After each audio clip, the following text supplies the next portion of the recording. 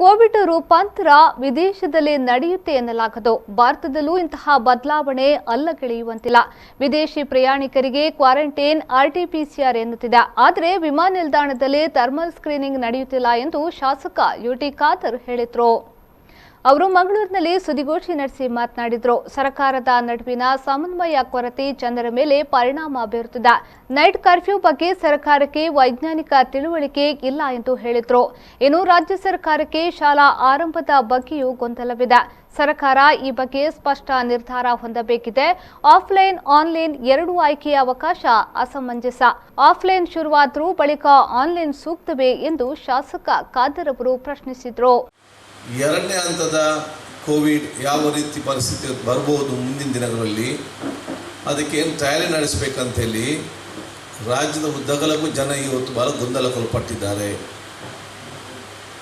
ಈ ಸಂದರ್ಭದಲ್ಲಿ ರಾಜ್ಯ ಸರ್ಕಾರ ತೆಗೆದುಕೊಳ್ಳುವಂಥ ಪ್ರತಿಯೊಂದು ತೀರ್ಮಾನವೂ ಕೂಡ ಅದು ವೈಜ್ಞಾನಿಕತೆಯ ವರದಿ ಆಧಾರ ಮೇಲೆ ಬೇಕು ಹೊರತು ರಾಜಕೀಯವಾದ ತೀರ್ಮಾನ ಇರಬಾರ್ದು.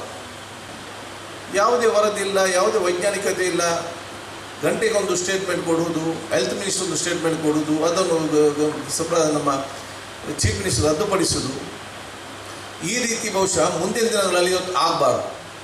ನಾವು ಇವತ್ತು ಹೇಳಿದೆ, ವಿದೇಶದಿಂದ ಬರುವಂಥ ಇಂಟರ್ನ್ಯಾಷನಲ್ ಫ್ಲೈಟಿಗೆ ನೀವಲ್ಲಿ ಕ್ವಾರಂಟೈನ್ ಚೆಕ್ಕಿಂಗ್ ಎಲ್ಲ ನಮ್ಮ ಮಾಧ್ಯಮ ಪೇಪರ್ ನೋಡಿದ್ದೇವೆ. ಮಂಗಳೂರಿನಲ್ಲಿ ಇದು ಟೆಸ್ಟ್ ಬಿಡಿ, ಫೈವರ್ ಟೆಸ್ಟ್ ಮಾಡ್ತಾ ಇಲ್ಲ ಯಾರಿಗೂ ಕೂಡ ಬಂದವರಿಗೆ.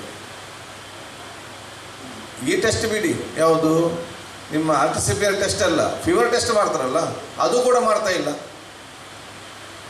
ಆದೇಶ ನಿಮಗೆ ಇಂಪ್ಲಿಮೆಂಟ್ ಮಾಡ್ಲಿಕ್ಕೆ ಆಗದಿದ್ರೆ ಯಾಕೆ ನೀವು ಸುಮ್ಮನೆ ಆದೇಶ ಮಾಡಿ ಜನರನ್ನು ಗೊಂದಲಗೊಳಪಡುವಂತ ಕೆಲಸ. ಇನ್ನು ಖಾದರ್ ಅವರ ಕಾರು ಹಿಂಬಾಲಿಸಿದ ಪ್ರಕರಣಕ್ಕೆ ಸಂಬಂಧಪಟ್ಟಂತೆ ಪ್ರತಿಕ್ರಿಯೆ ನೀಡಿದ ಅವರು, ಬೆಂಗಾವಲು ವಾಹನ ಸಿಬ್ಬಂದಿ ಅವರ ಕೆಲಸ ಮಾಡಿದ್ದಾರೆ. ಪೊಲೀಸ್ ಇಲಾಖೆ ನಮ್ಮ ಗಮನಕ್ಕೂ ಬರುವ ಮುನ್ನವೇ ಪತ್ತೆ ಹಚ್ಚಿದ್ದಾರೆ.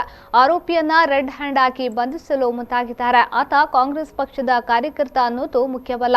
ಆತನಲ್ಲಿ ದುರುದ್ದೇಶವಿದ್ರೆ ಪೊಲೀಸರು ಕಠಿಣ ಕ್ರಮ ಕೈಗೊಳ್ಳುತ್ತಿದ್ರು. ಪೊಲೀಸರು ಸುಮ್ಮನೆ ಬಿಟ್ಟು ಕಳುಹಿಸುವ ಪ್ರಮೇಯವೇ ಬರುತ್ತಿರಲಿಲ್ಲ ಎಂದು ಶಾಸಕ ಖಾದರ್ ಹೇಳಿದ್ರು. ಅಲ್ಲಿ ಕೊಟ್ಟವರು ಅವರ ಡ್ಯೂಟಿಯನ್ನು ಪರ್ಫೆಕ್ಟ್ ಆಗಿ ಮಾಡಿದ್ದಾರೆ.